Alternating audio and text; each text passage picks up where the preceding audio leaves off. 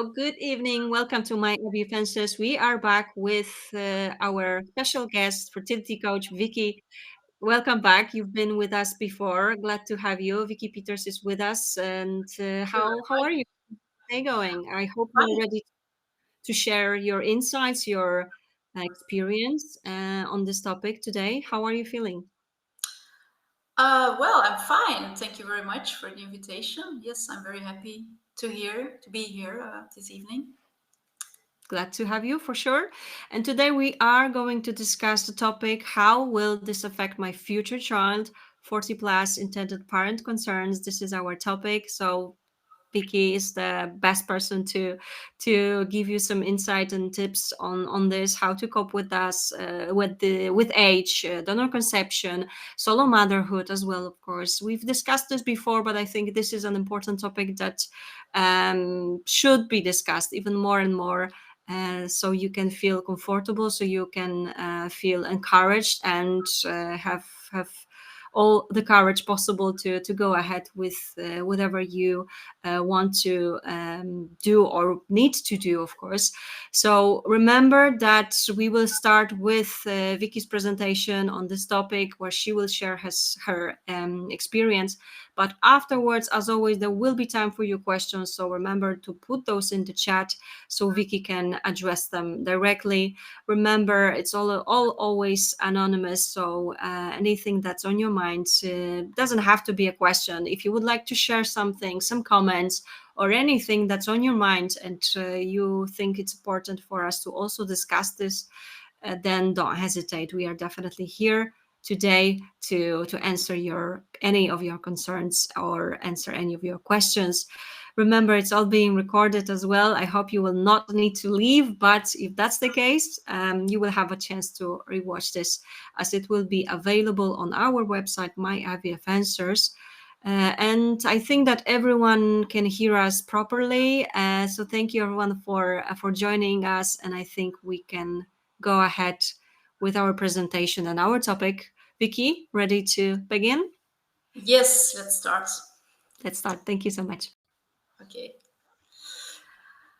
Well, thanks again, Caroline, for the introduction and for the invitation for the webinar. Like I said, I'm very happy to be here tonight. Welcome to all of you who is listening tonight live or maybe in replay. I will first start with briefly introducing myself. I'm Vicky, and I'm a professional certified fertility coach. I have my own fertility coaching business since 2017. And more specifically, I coach women aged 40 plus who do not want to write off their desire to have a child or children. Also nice to mention is that I am head of country development, so national representative for Belgium in the European Fertility Society, the organization who is organizing these fantastic webinars. So I live in Belgium then, of course. I live in Antwerp, but I also have clients, for example, in the Netherlands and other countries in Europe. As you know, Belgium is a quite small country. Then last but not least, I have two sons. Victor is already 15 years old in the meantime, and Archer is 8 years old. And they were born after a long and complex fertility process of like 10 years, I guess it was, and 13 IVF treatments. But like they say, it was really all worth it. So, and I became a mother of the youngest when I was 43. So I'm also a 40 plus mother. And now you can also count my age. Well, that's enough about me, I think. Over to you. Who is this webinar for? This webinar is really tailor-made for you. If you are 40 plus, maybe you're 45 plus, or who knows, 50 plus. So your biological clock is like ticking or exploding. You feel a lot of time pressure. You cannot afford to waste more valuable time. That's how it feels. Also, you are quite critical, analytical thinker. Life decisions are not really something for you. And in this case, you have concerns about how will this be, this decision I'm making right now, about donor conception, perhaps about my age, 40 plus, about maybe considering solo motherhood. How will this affect my future child? How will this affect the happiness of my future child? This feels rightly as a heavy responsibility resting on your shoulders. So you are struggling emotionally with your decision in that way. If you recognize this, I think this webinar is really something for you. What can you expect in this webinar? Well, we're going to look at your decision from the unique point of view of your future child. So we're going to put ourselves in her or his shoes and look at it also from a different angle. And I will give you a list of reflection questions to facilitate this. And I will also very, very briefly tell you something about my coachings in case you need any help, any further help. But then, like Caroline said, in the second half of the webinar, you can ask me all your questions about this topic in the Q&A. And well, we hope this takes you a little step further along in your decision process.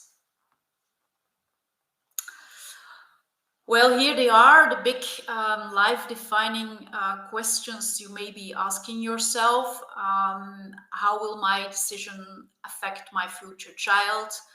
Will my future child will be happy with this, or will be unhappy with the decisions I'm taking? So about my age, about maybe donor conception, maybe about single motherhood. And on this slide, you see a crystal ball.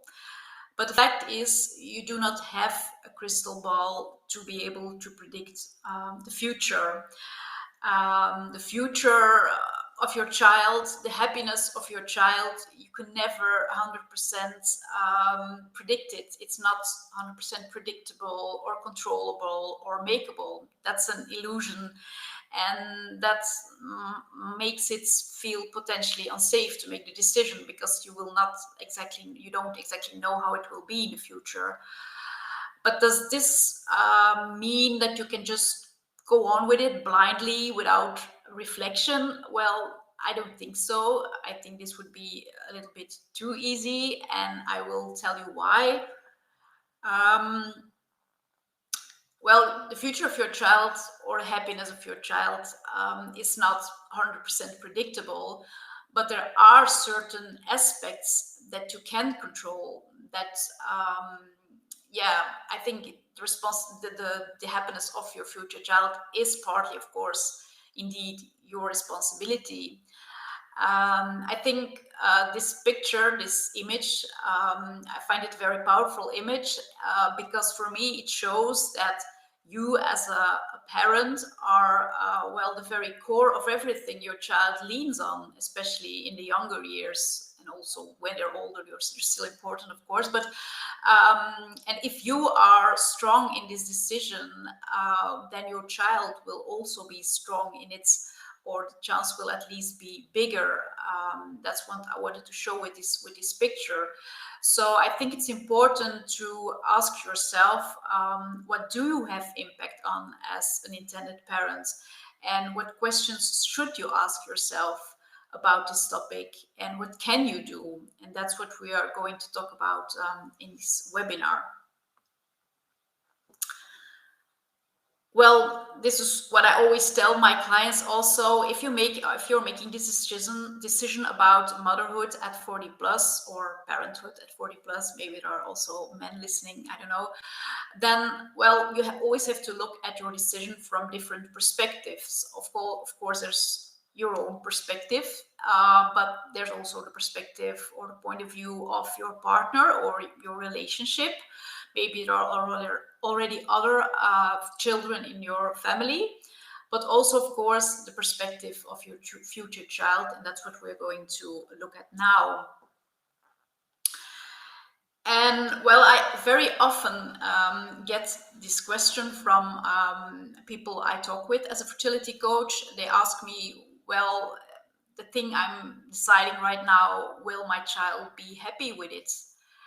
And then I turn the question around and I ask them, but how happy are you with it? For example, recently I had a woman, she was, I think, 45 years old, and she had frozen her eggs about 10 years ago when she was 35. And at that moment, she intended only to use them when she would meet the partner of her dreams because she was single. And but now she was 45, and well, it felt like now or never. So she considered doing it alone anyway. And well, she asked, will my child be happy with it? And I asked her, how happy are you with it? And she told me, well, I'm not happy at all. This is really not what I want. I'm really unhappy with it. And well, I told her, well, this might be a big part of your answer already, because how can you expect your child to be happy with it if you are unhappy with it? Because what's happening is, on this picture, it's another powerful picture. I love powerful images. Is what happens is, if you leave a ball of grief and sadness untouched, then your child can pick it up subconsciously for you, and carry it for you out of love and loyalty. And this is not what you want. So please pick up this ball, and you will look at your grieving process about your ideal picture, and look at your doubts and your fears, and also try to connect with your desire and with your new picture. For example, the picture with you being a mother or a father at an older age than you assumed, and with a donor, and this was not your plan A, and maybe as a single and not with a partner. That's what I mean. And well, I find this also a very beautiful proverb. It's a proverb from Suriname. It says, if you leave a stone on the road, your child or your children will stumble over it. So yeah, please pick up the stone or the ball or whatever, and look at it also in this stage of your decision making, because I think it really has impact on your child, the process you're going through at the moment. Well, now let us have a closer look to the different concerns you might have in relation to your child. And the first is your somewhat higher maternal age, your later maternal age. Which impact does this have on the well-being of children? And we're going to first look at what scientific research says about this. Scientific research says that, well, there are high risks, of course, during medical risks, during conception, pregnancy, and birth. For example, there's a high risk of preterm labor. Labor, also increased rates of genetic disorders. Not if you're working with young donor eggs, of course, but you know. So this can, of course, have health impact on your child. But on the other hand, scientific research also says that older parents have had more time to invest in their own education, to develop emotionally and socially, and gain self-confidence and life experience and maturity and parenting knowledge and career stability and financial stability.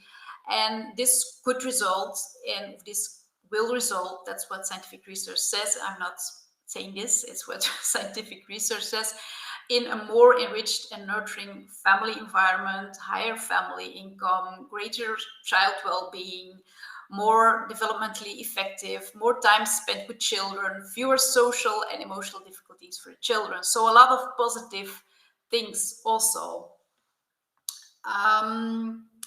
There is, on the other hand, some kind of a pitfall, and well, potential risk factors for family functioning in older parents' families are the perception, so how you feel it, how you feel it, and your experience of stigma, so being not like the average, being an older parent is not like the average, and also parents' concerns about their mortality and questioning about own parenting skills because of their older age, for example, because they would have smaller energy reserve than younger parents. So this is more or less, I think, what I was telling. This is about your own perception of you as an older parent or later in life parent. How do you feel about this? How happy are you with this, or how strong are you in this? Because what scientific research says is that greater anxiety around these issues associated with later parenthood may impact parenting quality, which may in turn spill over to the parent-child relationship. So it's very important also how you feel about it. That's what I was telling already. And well, also what scientific research says, well, there is still a gap in our understanding in how children feel about being raised by older parents. A little bit strained, but apparently there hasn't been very much research about this. So which reflection questions should you ask yourself then about this topic, higher maternal age? I think it's very important to ask yourself, how does it make you feel to be an older or a later in life parent? I think that sounds a bit better than older. How happy are you with it? For example, on a scale from 1 to 10, which number would you give yourself? And what do you need, for example, to be one step higher on the scale? You can ask yourself this. Also, how fit and energetic and healthy do you feel on a scale from 1 to 10? Do you really have the fear, oh, okay, I have less parenting skills because I have less energy reserves, or not? Do you recognize this or not? And what do you need to be one step higher in this? What can you do about this, for example? Also, how important is it to you what others think about you getting a baby or another baby at this age? Do you feel this stigma where scientific research is talking about? Well, then over to the next topic you might have concerns about, and that's the impact of donor conception on the well-being of your child or your children. Of course, it's a very huge and complex topic. And what does scientific research says about this? Well, it says that families through donor conception are functioning well in general. The absence of a genetic connection does not prevent the development of a positive relationship between parents and children. And there are also no differences in emotional or behavior problems between donor conceived children and other children. So this sounds all positive. What scientific research says, on the other hand, is that the secrecy surrounding the child's donor conception is associated with a less positive parent-child interaction.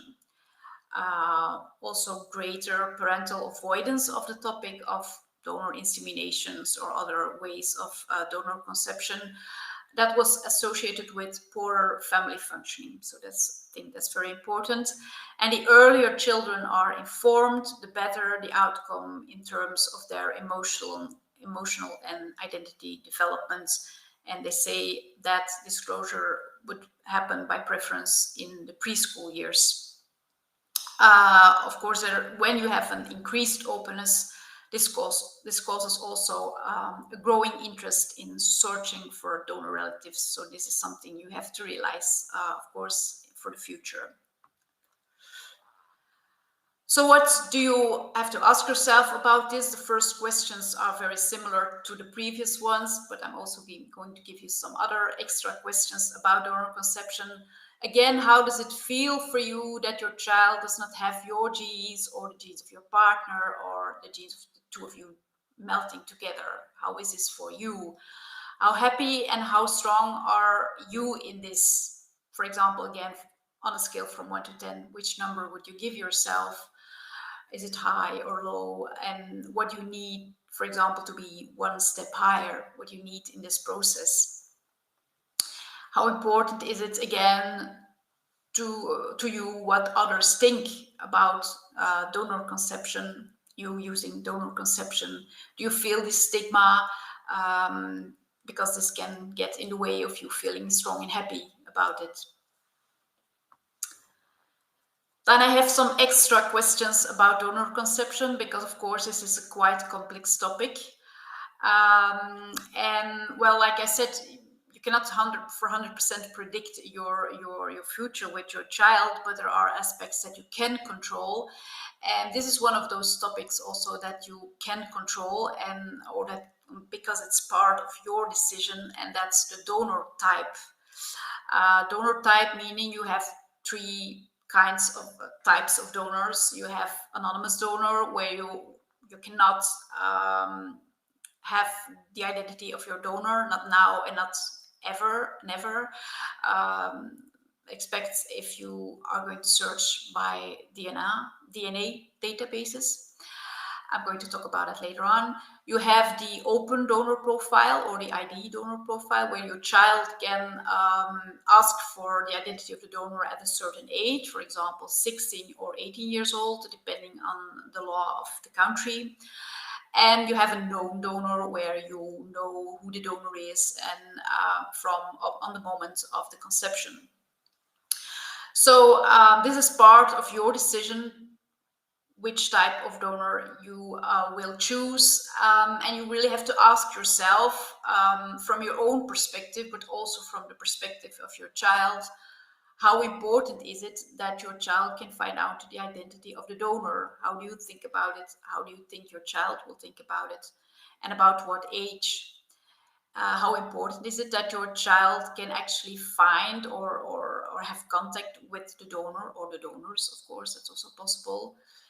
How important is it that your child knows information about the donor while growing up, and can integrate this in his or her identity formation? Also, yeah, how important is that the donor lives, for example, at a reasonable distance in your own country, or a neighbor country, for example, speaks your own language. This is important to you. If you want contact with the donor, how intensive do you see this contact? And well, if you have the answers to these questions, of course, this is a process. Can you have this type of donor in the fertility clinic in the country you were thinking about? Because of course, if you're going to choose a clinic or in a country, then you have to take this with you, this donor type thing. Another topic I wanted to touch briefly, because it has had quite some media attention and media commotion. For example, in my own country, Belgium, and the Netherlands, for example, and other countries, is serial donation, and the impact it has on the feeling of these donor-conceived children. You know, serial donation means, especially sperm donors, who donate many, many times and conceive many, many children, and how this is to those donor-conceived children finding this out. Of course, this is a topic that you can not completely control, but partly. I mean, you can ask yourself some questions about this, you know, and these are these questions. And that's how important does the number of children your donor ultimately conceives, how does it feel to you?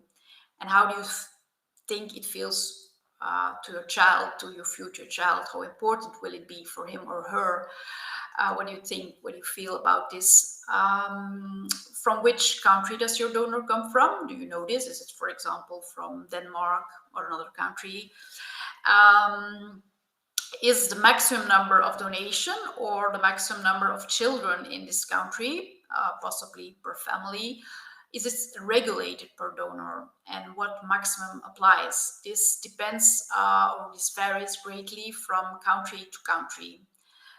So it's quite a complex question, but it can be interesting to find this out. And the last question is, do you think there is a maximum number of donations internationally? I can give you the answer to this question. It's no. So there are, in some countries, there are national maximum numbers, but there is no international number. So, well, I think it's just something to reflect on a little bit. It can be important for your child later. Of course, a very important topic to reflect on, remember the results of the scientific research, is the telling process. What will you tell your child about the donor story? At what age do you start telling? And who else do you tell this? What and when?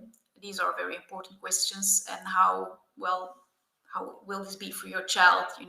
Put yourself in his and her shoes and think about the effect it could have on your child. So as scientific research shows, this is a really, really important one.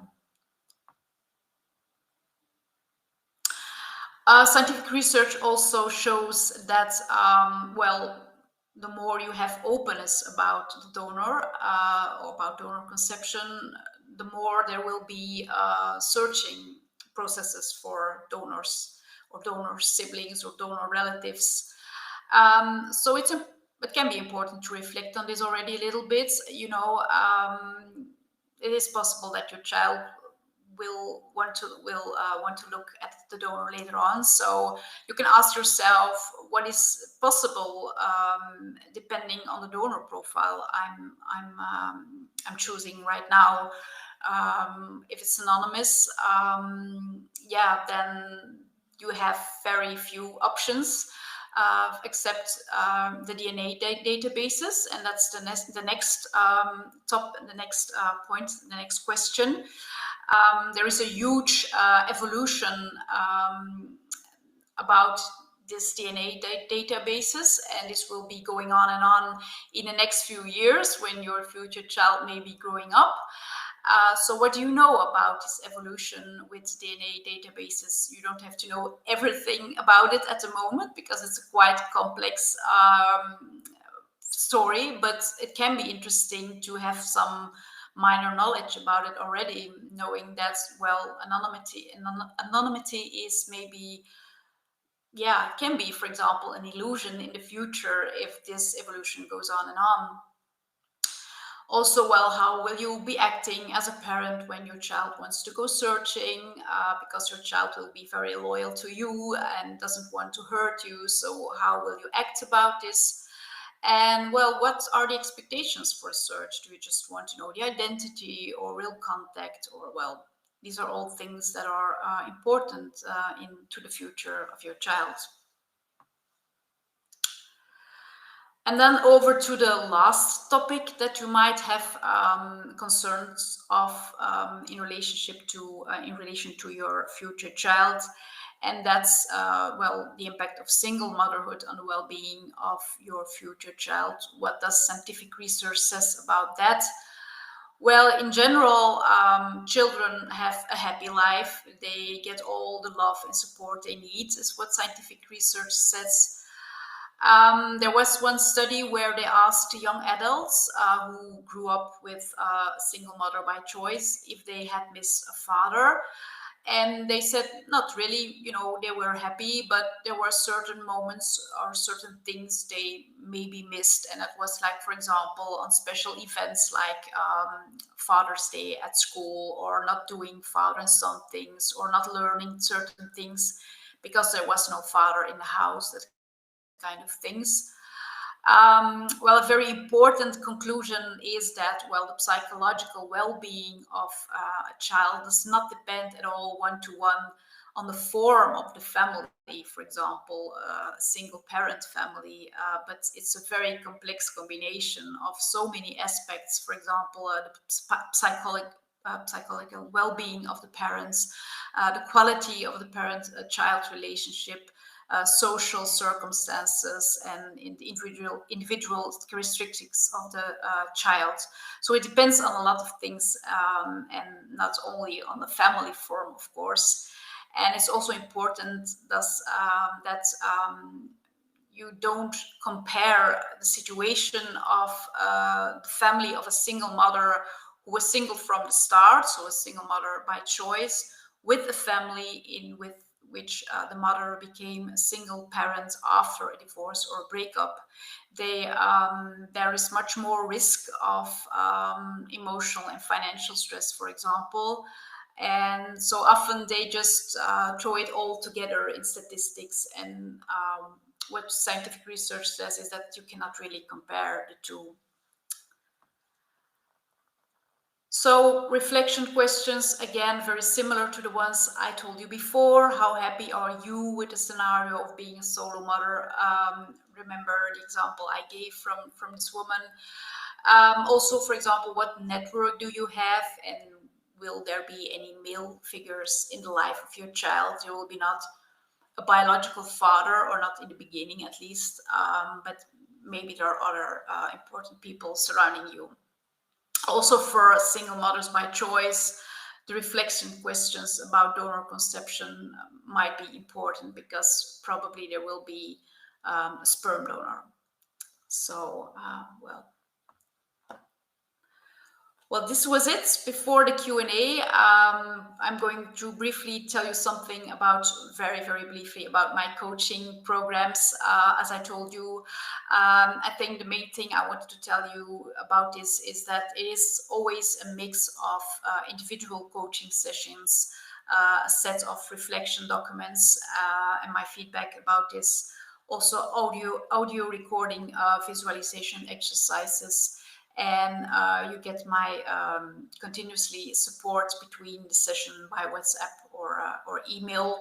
So if this triggers you in any way, or you think you would need more help in this, you can always ask for a free online match call on my website.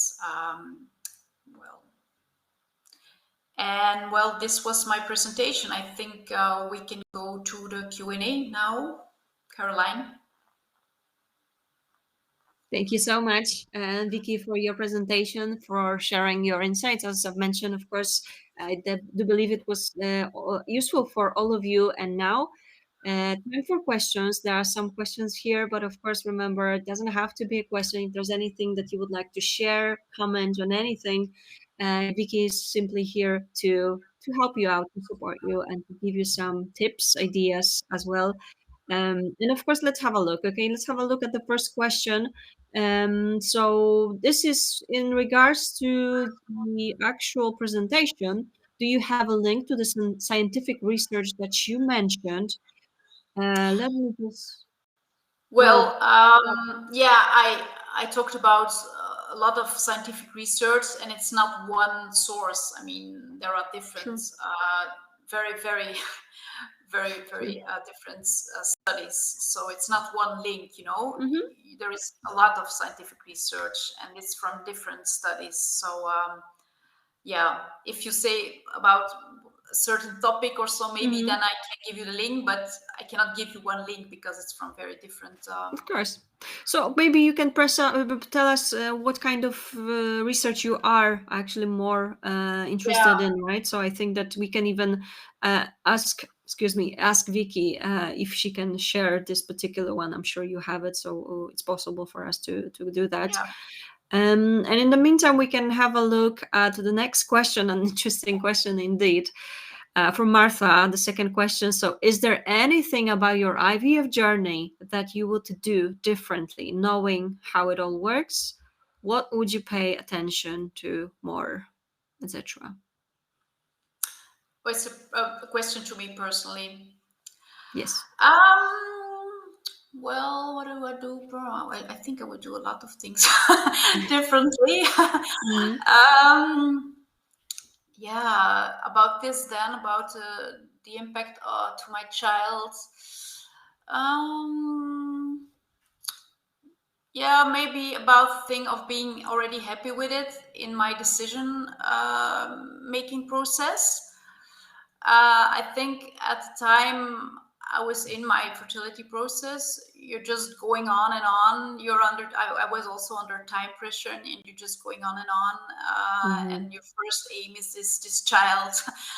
And yeah, if I would do it again, I think I would more dive into this process of how happy am I with this. I Mm-hmm. think a lot of my process came when I was pregnant, because then the process like stopped. I mean, it didn't stop, but there was again there was some rest, and I had time to think about this.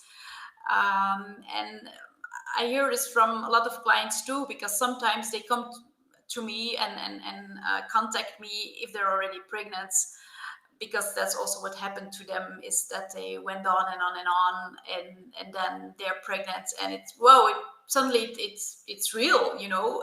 You didn't expect it at last, that it could become real and become reality. And so yeah, yeah, You were more focused on how it's not working, and when it happened, I think yeah. you were kind Then you of think, not oh, it worked. Oh, how did that you were happen? surprised, yeah. And yeah, and then yeah, I also and had some moments of panic at that moment, from, oh, were these the right decisions, and am I completely happy with this? And yeah, and I recognize this also with some of my clients, I guess. Yeah, All right, I yeah, think it happens quite a lot. This is this kind of when it comes to fertility, I think it's quite often. That's for sure. Okay, thank you so much, Martha. Definitely an interesting question it's a here. good question. Yes. True. Because yes, of course, whenever we had a webinar and we had some fertility coaches who also went through their own journey, it happens a lot that they know now better how it works, etc. And Yeah, there's some things that they would like to do differently. Of course, we cannot do it, but it's good to hear your own yeah, experience, obviously. And if this helps anyone, then that's what we are here for, right? yeah, All right, yeah, thank you so much. And yeah, Linda has added that she's more interested in egg donation. Yeah, egg donation, scientific research. So, Linda, you can drop me an email. I will be happy to check in with Vicky, and I'm sure we can send you some links, right, Vicky? I'm sure you'll yeah, be able to share yeah. it with me. I will put my email in a minute, so you can use it as well. All right, and let's have a look at the next question that we've got here. Was it difficult to find an obstetrician given your older age? For 50 plus, I find it hard to find just to prepare before IVF treatment. Okay, you mean like in your own country then? I believe so, yeah? Yeah, yeah. That is hard. No, it was not difficult for me personally. Of course, I was Mm-hmm. not 50 plus at that moment. I was, yeah, 42, I guess, at the moment, 41, 42 at last. No, I was very lucky, because my own gynecologist was, yeah, he was really empathic, and he always wanted to help me with everything. So I was just very, really lucky with him, that he wanted to do this all. But I hear this a lot from clients, that they are not so lucky. For example, I don't know from which country you are from, but I hear a lot of clients from the Netherlands who don't have France. the collaboration. Oh, yeah, okay, yeah. Mm. For example, in the Netherlands, if they go, for example, to Spain and there is anonymous donation, no doctor in their own country wants to help them, because in Netherlands they don't have anonymous donation. Things like that. If Mm-hmm. the legislation in your own country is different than in another country, then I hear that they often are not willing to help, which I think is a pity. But so This for is me the personally, it reality. wasn't. But Mm. I think I hear quite some people who do have problems with this, and then sometimes have to already go to another country. For example, people from the Netherlands coming to cross the border to Belgium, when they have to do an ultrasound to have a treatment in Spain, for example. So these things happen. Yeah. So, which sounds crazy, but unfortunately, this is the reality. And so, whatever there is difference, when it comes to the laws, it can happen, I guess. Yeah. So thank you so much. Definitely an interesting question. Although it's something that we cannot, at least not now. It's impossible to change. So yeah, thank you so much. Someone is typing, so let's give it a minute and let's see what else. What else you would like to ask? Because this is definitely an interesting approach here as well to discuss it. I mean, as well, how do you overcome the feeling that no one really understands what you are going through, even if I try to explain, and it's so far from what people are familiar with? Yes, I know that's a difficult one, and I think that you're struggling with this is, of course, I think also a symptom of the fact that you're not completely strong in it yourself. I mean that you're still in your decision process, and this sometimes is difficult to yourself, and then all things other people say touch you. Yeah, you get touched by it a lot. And when I work with clients, I often see the moment they get stronger and stronger in their own decision making process, that they don't mind so much anymore what other people think. Um, yeah, I think there is like a quote from I think Paulo Coelho. I think I told him in another Q&A as well. The more you love your own decision, the less you need other people to love them your decision. And I think that is true. But of course, yeah, It's still a I think. process. It's hard to just switch and be like okay with this, I guess, Yeah, right? of course, it's a process, and if you're still in it, and then other people don't support you, then yeah, you get touched by this. And if you're stronger in this yourself, I think this will be better. But yeah, I think people are always looking with, like I say in Dutch, with an eigen bril, with their own glasses on. They look into your situation. If you had children very easily, you can indeed not understand how it feels for you to be a mother at 40 plus with IVF or with donor conception or whatever. It's really far away from them. Yeah. Okay, thank you so much for sharing this as well. As you can see, more questions are coming up here. Karen would like to know, so in relation to donor egg, is there research that suggests benefit of one type over the other? Non open a certain age or anonymous donation. Anything you can add on this? Tough one, I think. Yeah, indeed, it's a tough one. Well, anonymous donation is getting more and more critics in True. general, um, just out of interest for the child. The opinions are more and more that the child has a right to know um, genetic links, and I think anonymous donation is more and more under pressure. And well, also with the DNA databases, I think it Exactly. will be more and more an illusion, real anonymity of donation. So yes, I don't know if it, I don't know if an anonymous donation will exist in about 20 years. I ask myself this question, but I cannot give you the answer. Yes. But yeah, of course, still a lot of countries where people go to for egg donors, for example, still have anonymous donation. For example, Spain and Greece, and these are the most visited countries. I think Spain and Greece, they still have anonymous donation.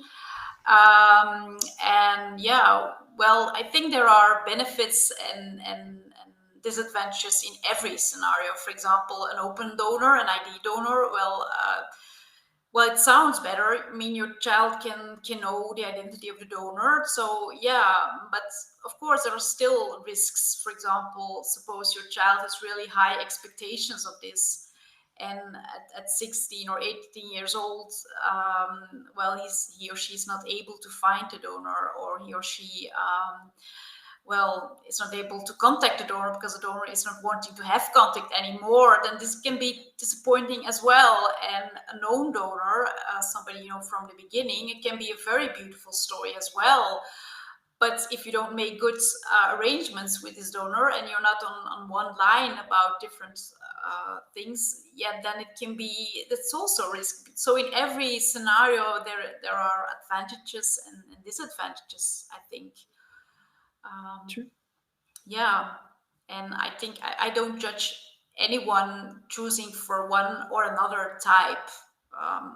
I mean, yeah, but it is something you have to reflect on, and also from the point of view of your child, because as an intended parent, I think there, yeah, many people are like, well, for me it's easier for anonymous donation because it feels more safe, but from the point of view of your child, maybe it's different. So I think that's also why we wanted to give this webinar, to look from a different angle at your decision process. So I cannot Thank you say so one. much. I'm not going to say that. Yeah, Yes. yeah. This is of course a debate. It's a long discussion, and of course there are so many opinions. So it's a but thank you, of course, for sharing your insight on this as well. And let's have a look. Karen would like to also ask. So you mentioned preschool age is best to tell child about donor Yes, conception.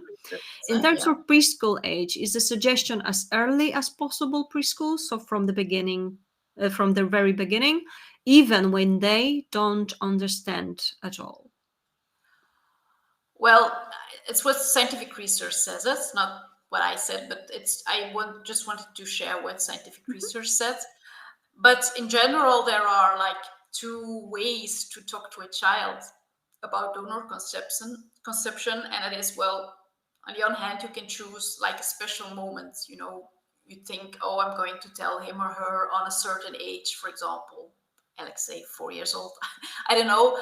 And or you can say, I'm not seeing this as a special moment, but I see this as a process. And this means that you can start very, very early. I mean, even if you're pregnant, and you can talk to your belly about it, and even if the baby is lying there, you can talk about him or her about it. And of course, they will not understand anything about it, but they always say maybe they pick it up subconsciously. And also, very important, you as a parent, you can start exercising already. You're telling this.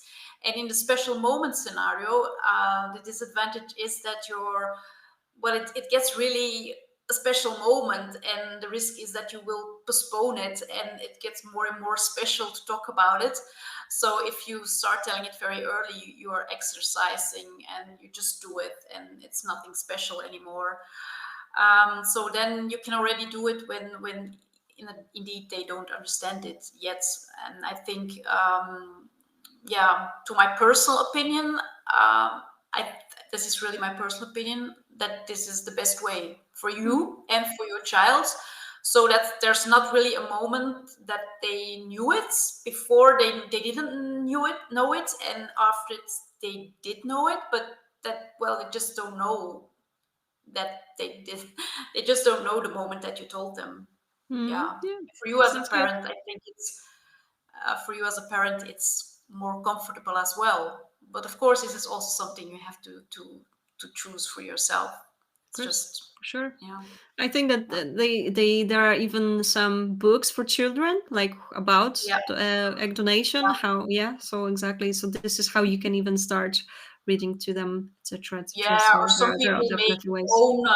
their own book with Yeah, pictures I've seen with their it. Of favorite course, just protein. pictures, nothing else, right? Yeah, So, and they make their own story, and that's beautiful as well. For example, you went to Spain or you went to Portugal, you take pictures about it, and you make your own book. And yeah, yeah, I think lots of it's ideas. True. important to normalize it. It's our story, and just our story. Yeah. Yeah, okay. Thank you so much for sharing this as well. And there's a thank you from Karen, as you can see. Okay, yeah, so Linda just added this, right? So telling the child there are special books for different ages that explain the story for their conceptions of things. This is true. And so my fertility doctor told me that 7% of donor children want to know who the donor is. Yeah, Anything you can comment yeah. on? You cannot. That's what I said. You don't have this crystal ball, so you don't know how your child will react.